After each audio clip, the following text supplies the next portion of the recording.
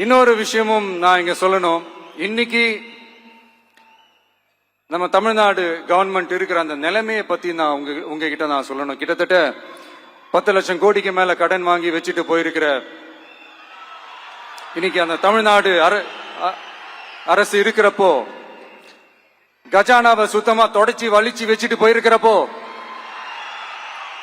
தூக்க முடியாத சுமையை ஏத்தி வச்சுட்டு போயிருக்கிறப்போ,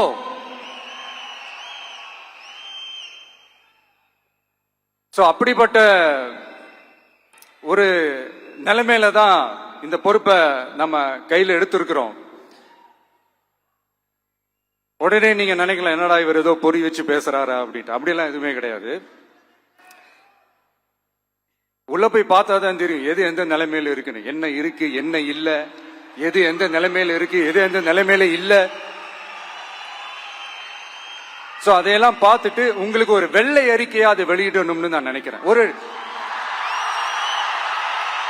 ஒரு டிரான்ஸ்பரண்டான ஒரு கவர்மெண்டா, அதாவது இன்னைக்கு நம்ம தமிழ்நாடு கவர்மெண்ட் இந்த நிலைமையில தான் இருக்கு அப்படின்றத உங்ககிட்ட சொல்லிட்டு, I just want to take it forward from there.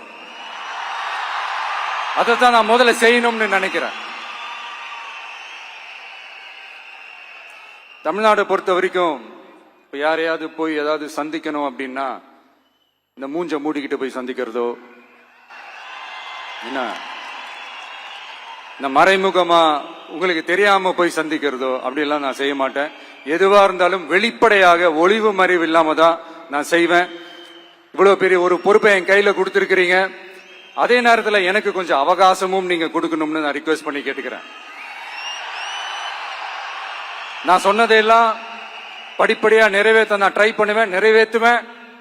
அதே நேரத்தில் எனக்கு கொஞ்சம் அவகாசம் கொடுத்தீங்கன்னா எனக்கு கொஞ்சம் உதவியாகவும் ஒத்துழைப்பாகவும் இருக்கும்.